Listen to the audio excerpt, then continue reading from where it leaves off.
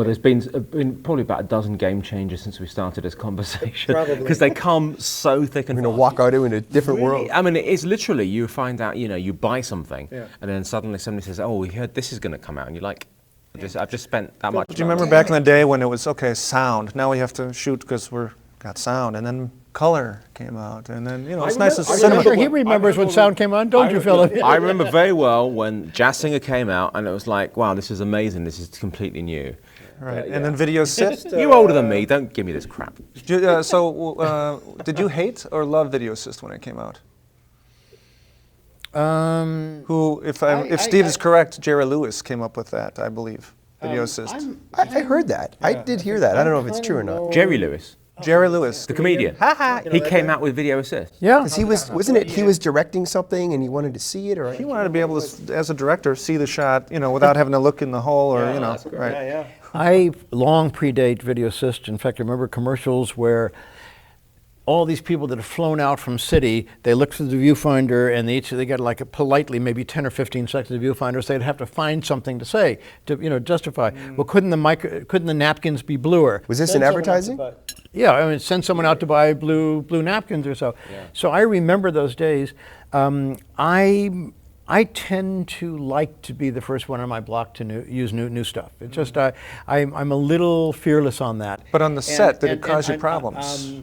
No, as a general rule, because I felt better communication. I told the operator, I'll watch your back. Don't worry, on the right side of the frame, I'll look to see if that C-stand gets in. I'll tell the operator, show us something in rehearsal that is bolder and crazier than you might do. And So you embraced the director it. and I are watching. Where some people hated it.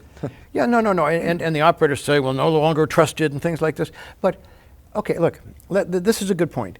When you get used to a way of working and you're a good artist and you're doing it, the great cinematographers working in film right now have no interest in digital. Why should they? Their work looks beautiful on film. They spent decades of their life learning how to control film perfectly. Change is scary, too. It's not so much change is scary, it's unnecessary. They're getting big work out of big work with great stories and major directors and artistic freedom, and they're focusing on working rather than having to learn a new medium. They're invested in that. My prediction is film will last, not because it looks better or much better than digital. Digital's really crowding film as far as look is concerned. Maybe it's not quite there, but it's so close.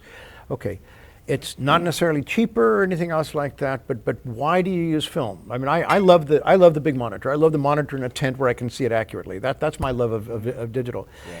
Film will last as long as the great cinematographers are able to pick, or given the opportunity to pick what medium they're doing, because why should they go out and learn a whole new medium where it's more important in that time of their artistic life is to be making movies, not necessarily learning new stuff. Young people can do that. Yeah. And when that generation goes, when virtually every cinematographer, like Philip, understands video and is comfortable with it, then I think that might be the death knell for film. I probably sort of represent a huge percentage of people who probably are watching this show or who want to be, DPs, whatever like that, in that A, they've never touched film, and B, don't want to touch film. They have no intention of it. And I think that's, I think there was a point probably 10 years ago where I thought, I'm going to have to, if I want to do what I want to do, I'm going to have to learn how to do film. And that kind of changed by the time I sort of got into that position. That sort of wasn't necessarily the case, because I looked at these guys and there were some guys who actually are, who are very successful DPs now, and they're shooting 35mm film, who were doing the same news crap that I was doing 10 years ago, and they left and they learnt a whole new craft.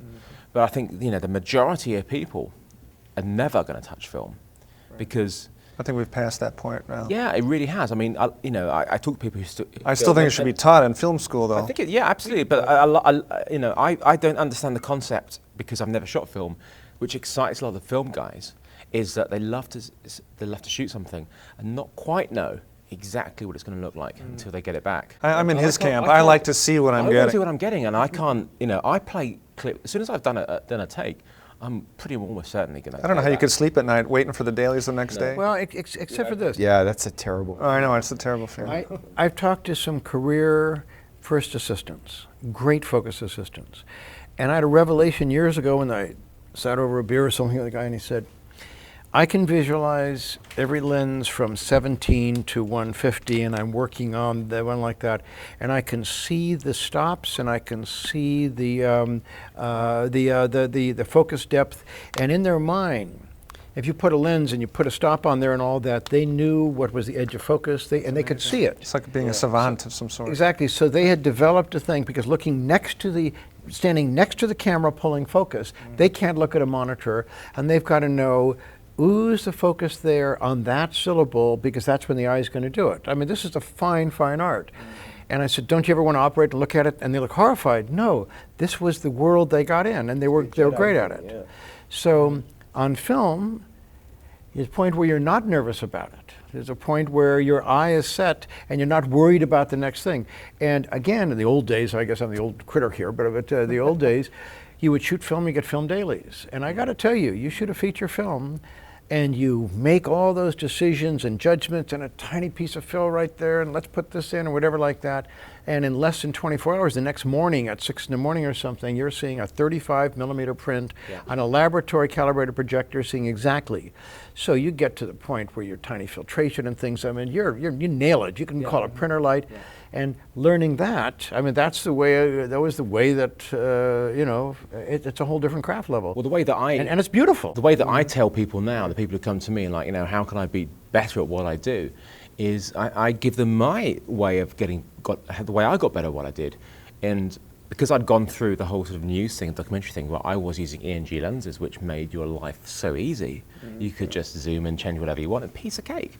As soon as I got my first depth of field adapter and started using prime lenses, that changed everything. I had to learn almost from scratch. What a follow focus was? Everything, yeah. And it wasn't until I went down that route that my game changed from there to there, because, and I really think that's an important thing to do, because it's a whole new principle. It makes you think about things and see things in a different way. We're using selective focus as using selective focus as a storytelling tool, knowing where you need to be positioned, rather than like, oh, if I stand there, I can get that. Because modern cameras with their video, their zoom lenses make people lazy. And it wasn't. Do you use peaking? Do I use peaking? Sometimes. Yeah, sometimes. Yeah. I do. Well, not on my digital SLRs, because I haven't got any. but it has really improved me. And I say this to so many people. I say, okay, right. You know, it's you know, you've got this camera. You want to be a DP. You want to shoot stuff. Get a depth of field adapter. Get a DSLR, and you know, shoot with prime lenses. Well, why can't I just buy a zoom lens that does it all for me? No, forget about that. Get your prime lenses, because you will learn discipline. And I think that's the best advice I give to anybody, is you've got to go down that route, because it changes the whole way you see everything. And it's not going down the film route, but at least it's as close to, you know, in the digital world as we can get to that with that discipline. Yeah, definitely. So sort of getting back to these fast and furious coming game changers, how, as a DP now, how do you handle that? I mean, you're great at it. You just suck in every new thing that comes, it seems like, and can handle it. But that is disturbing, and you know, probably to a lot of people. There's just now the next new camera, let alone just accumulating gear in your closet. I'm begging Sony.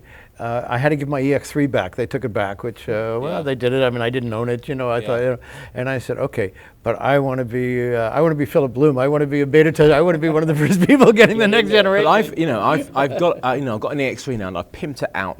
The crap now. It now powers off big V-Lock batteries. I'm getting I've got nano flash. I'm recording in a better codec, and it's an amazing camera now. You know, it's an absolutely amazing camera. But I was really quite surprised to hear that you're really big into your EX1s and EX3s, because you are a guy who's been brought up on film. The fact that you love those is really quite. It's actually quite. It's a very film look. I mean, to me, it just the look grabbed me. It's only because the look. The look, I said, ooh, this is gorgeous. This is what I expect. There's a lot of people out there who are, I would say, film snobs. Sure. And they would, 35 megabit second, 420 error, I'm not touching that camera. And, the fact that somebody like you has embraced that is, actually really exciting. And of course, you used it as well. Right? Yeah, we had it cut seamlessly. Was it on the end of the guns when they were shooting their? No, that was actually, what was that? That was a little HF100 on there for pure weight on the gun cam stuff. Yeah. But that's a very quick thing. Also, there's about, maybe 20, 25 frames before the guy fires, and the whole thing goes out the window anyways with the concussion. Where were you using the EX3s? What? The EX3s we were using for all the documentary footage, for any time that I was on the security cameras as the MNU cameraman. I had an EX3 because a red wouldn't make sense. The main character's interview and all that business, right? Well, Okay, yeah, yeah. Lens-wise, what are you using on the X3? I actually never used an EX3. I only had an EX1. It's my personal EX1 that was on the So job. you're actually using the stock lens. Oh yeah, yeah. That's great. I've I got had an EX3 on second unit, but that never came over to That's great. You use a stock lens. Glad you corrected me on that. I didn't know. I thought it's the same imager. I have a little time-lapse film called Satori. We have a place up in British Columbia, and the sunsets and the light there, it's a confluence of 5 waterways. I mean, it's just gorgeous, with sometimes clouds blowing this way and interviewing. I shot it on the EX1. I had, just gotten the EX1. My AFI students said, oh, then we can't use the original lens on it. They got to have digiprimes or something like that. They looked at it, and it's sharp and crisp and all the light and everything. So that's the original lens. They hadn't even tried it. Yeah. I put a 20 millimeter digiprime on an EX3 for I think a DV Expo or show, one of the things like that, onto the X3. I took the HD SDI out, uncompressed 422 10-bit. I put it straight into the back of a Barco 2K projector with no encoding, anything else, on a 40-foot screen. Your jaw would have dropped. I mean, I had a beautiful big Chinese lantern and a pretty model and all that, but oh my God, what that sensor can do if you put a lens on the other thing and take that out. So we know what your favorite camera is. What about you these days? My camera, it really can change whatever comes out next. I mean, I am very much sort of like the next big thing I will be begging people to I want to try it. So, actually, the only thing is, when the 5D came out, 5D Mark II, I was very slow with that. I saw that and I saw 30p and went, I'm there right now. I'm still there right now myself. But also, until the firmware fixed, you could not take it off auto. And here's what would happen to that. You'd start to a move. The auto exposure would change the exposure. That would stop the processor, and the thing would freeze frame for 3 frames while the processor worked, and then skip ahead. well, that's why when I got it, I used Nikon Zeiss glass on that and used exposure lock, and I got around it. Whereas I knew guys who were slipping the lenses off slightly, so the contacts weren't being made. Of course, oops, excuse me, lucky that I just broken the glass. Nice. First time that ever happened. Okay, we just want to notice this. Just a second. I want to make sure we get this. This is the Philip. It's quite beautiful. Look at that. Look at that. Look at that. It's quite beautiful, don't you think? This is the Philip Bloom effect. I was going to say it's almost like a Philip Glass effect. Don't eat any of that. Can you imagine what would have happened if I actually had the apple martini? That would have been like the 3rd or 4th glass. I don't know. Do you have a favorite? Or what do you prefer to shoot on it? I don't have a favorite. I don't have. It's per project? It is per project, and And it's. mine is too, even though you wanted to lay the X3 on me. I love it because it democratizes things. I mean, it's the first time that anybody without a studio or a network or corporate suits can get quality like that. And that's why I love it. But it's not, I mean, you use the right tool. Which one do you think is more significant? I mean, now we should bring it up to DSLRs now, but there's I think the DSLR at the moment is probably, even though it's incredibly awkward to use and it's hugely flawed, the concept of it, everything about it is annoying. So you think that's one of the bigger game changers? I think it's probably one of the biggest game changers, purely because you suddenly, out of the blue, have this huge sensor that's capable of these incredible images with huge flaws, but the concept of it is a massive game changer. Yeah, I don't think there's any going back.